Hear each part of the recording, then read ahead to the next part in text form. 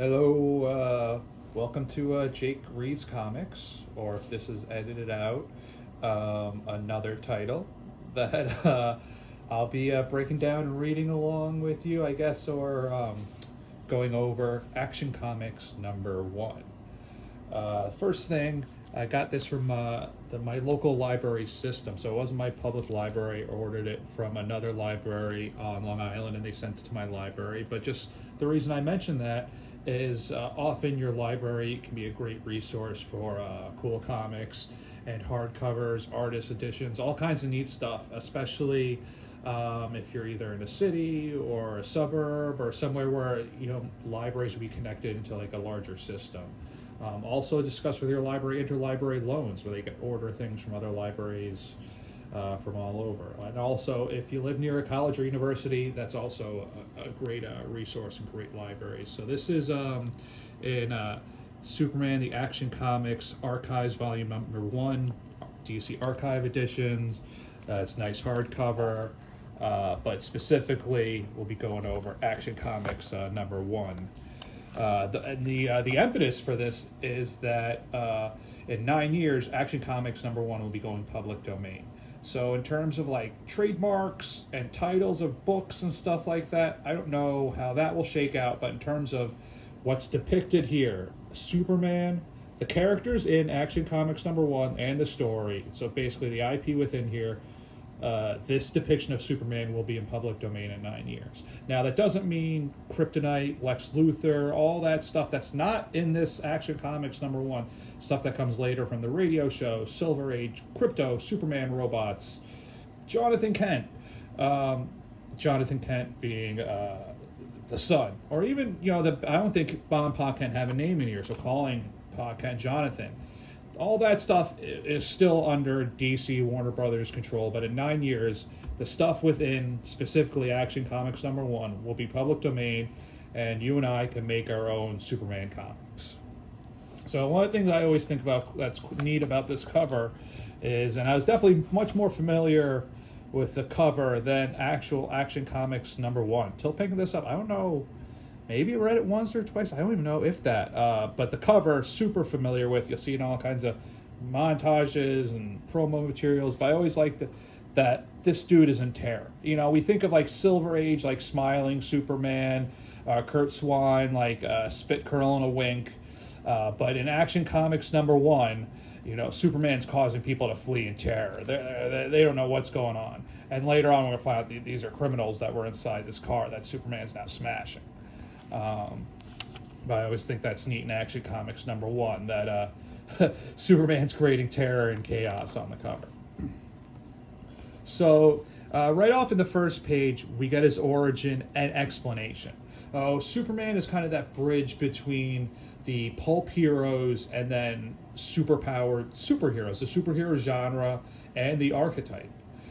So we do see that whereas we probably wouldn't need something like this with Action Comics #1, first appearance of Superman, they give you a little bit of explanation of how his powers work. Again, we're talking about what's going to be public domain in 9 years. This is well before Yellow Sun was an explanation, and then prior to that, Krypton having a higher gravity was an explanation. Basically, now they're just saying he's from a distant planet, and the place he's from, those people are just much more advanced and evolved, and this gives him super strength. He's able to leap.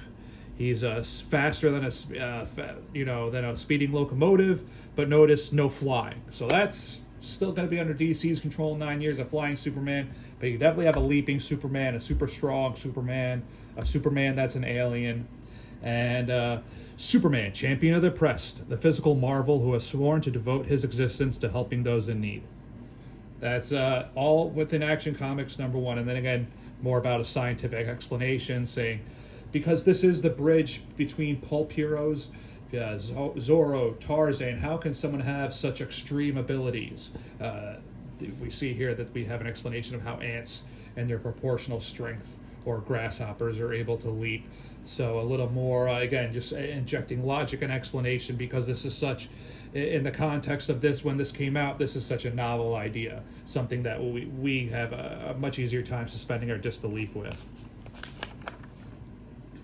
And then right away we see kind of who Superman, we get who Superman is, what he stands for, just basically the basis of this guy, that he helps people in need.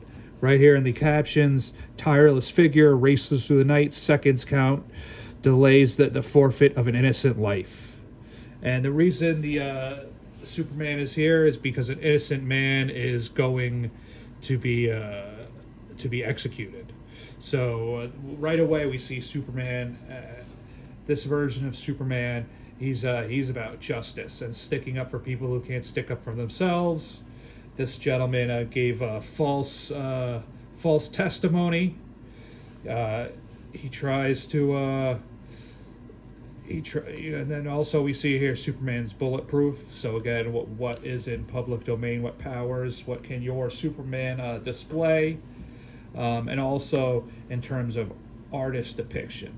You can't do a Kurt Swan Superman. This is the Superman that you will be allowed to depict. And also Superman, in terms of his depiction of Clark, or the depiction of Clark Kent, that we see that in Action Comics #1, right away we're probably more familiar with the George Reeves, or at least I am, with the George Reeves Superman, but we see right away that is a very accurate depiction of how Clark Kent was depicted early on, that he uses, that Clark Kent is very competent, and kind of unlike the Christopher Reeves Clark Kent, who's kind of bumbling and so different than Superman. And then also the idea of what a journalist does. That's what I really enjoy about these early Golden Age and even in the Silver Age Superman stories, in terms of the depiction of both him and Lois as journalists. That they're breaking important stories, but more importantly, I guess for lack of a better term, the cliche, they're speaking truth to power. They're uncovering corruption, helping with justice, etc.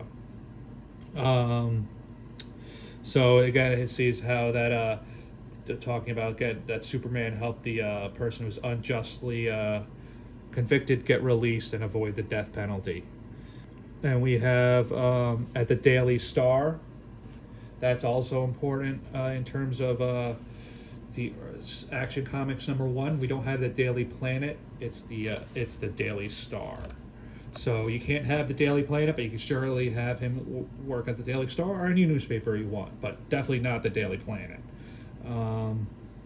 I don't think we have also Perry White. He does have an editor, but he is not named. Listen, Chief, I can't find out anything about Superman. No one can. Then the next panel, again, talk about the early depictions of Clark Kent, both him and Superman, really talk about in terms of the politics of it. Hurry, Kent, a phone tip, a wife beating. It's 211 Court Avenue. I'm on my way. So in terms of what kind of stories he's breaking as a journalist, and also what Superman getting involved with. In Action Comics #1, he's saving people from being unjustly killed by the death penalty, and saving a woman who's being abused at 211 Court Street. Hold it. What do you want? You see the person in the midst of beating his wife. The guy tries to threaten Superman. Don't get tough. Tough has put things mildly. The treatment you're going to get. You're not fighting a woman now. And Superman tosses this guy, not quite through the wall, but definitely tosses him around like a rag doll. The guy tries to stab Superman, and to no avail. The blade does not puncture his super skin. So we don't see all the powers of Superman in Action Comics #1, but things like being bulletproof, not being able to be stabbed, super strength, and super leaping are all things that you can depict with your Superman. And again, his outfit, this is the outfit you're allowed to. the more contemporary outfit is still under control by DC. Also, I think what's interesting in Action Comics #1 is see here on the fourth panel. Hearing police sirens, Superman hurriedly dons street clothes over his uniform. It would be just too bad if they searched me. So that we see that Superman is not yet, in terms of when we see both with Silver Age Batman and Superman, that they're allied with the police, they're best friends with the cops, and in terms of authority, Superman is definitely more of a vigilante in Action Comics #1. Again, Action Comics #1 and Superman being the bridge between pulp heroes and superheroes. Pulp heroes like the Phantom are more vigilantes, kind of living outside of the law, and so we do see Superman kind of in the same vein. The cop asks, "What are you doing here?" "Hello, Captain. I arrived here. This place, like this, looks as our friend Superman has dropped in to pay a visit." And we have also what we get in Action Comics #1 is we get a Lois Lane, a top reporter, glamorous Lois Lane. So that's, in 9 years, that is totally public domain, and maybe in some ways might be more interesting than this depiction of Superman. I think this is a great depiction of Superman, but being able to do a great Lois Lane comic in 9 years, doing your own Lois comic, I think is also something that's very interesting. We already see the assertive Lois Lane, and also let's remember the context of when this was published. So June 3rd, 1938, Action Comics #1. So this is 1938. And we got Lois Lane slapping gangsters, and she's kind of fed up with these guys, and so she's after she smacks them for getting fresh, she's taken off. But we see here, "Let's get out of here. I'll show that skirt she can't make a fool out of Butch Matson." A few minutes later. So we see that these gangsters, their pride is hurt, and they're going to take it out on Lois. But Superman is there, and you see here the famous cover. He's able to lift the car with one hand, shake the gangsters out, and then smash it. So again, super strength is totally a feat that will be within public domain. Now we're going to see actually something really important in terms of the depiction of Superman. And early Superman comics. He runs along the electrical wire, so he's able to leap a great distance. Later on, we'll hear about him leaping tall buildings in a single bound. But the early Superman comics, and then in Action Comics #1, he runs on the power lines. "Stop, we'll be electrocuted." "We won't," Superman says. "Birds sitting on telephone wires, and they aren't electrocuted." So Superman gives a little bit of an explanation of how this works and how this will work in later Superman comics. "Not unless they touch a telephone pole and are grounded." Oops, almost touched that pole. So as long as you don't touch the pole, apparently. I don't know how accurate this is. I've never ran on power lines or telephone lines or electric lines myself. But apparently you can run the lines without getting electrocuted, and that's how Superman gets around before he can fly. So that's Action Comics #1. But here you go. And so it begins. The startling adventures of the most sensational strip character of all time, Superman. A physical marvel, a mental wonder. Superman is destined to reshape the destiny of the world. Only in Action Comics. So yeah, that's Action Comics #1. It's 9 years. You get to make your own. I hope you guys dug this. This is to promote Astounding Tales, a comic I am the writer of. My creative, or my partner in creative crime, Ray Griffith, is the artist, and these videos are to help promote that. So check out the links below, and in the info section, I guess. I don't know. I'm new to this, but there will be info somewhere of how you can get and read Astounding Tales. So thanks for taking the time. I hope you found this interesting, and having a great time. I don't know. Read comics.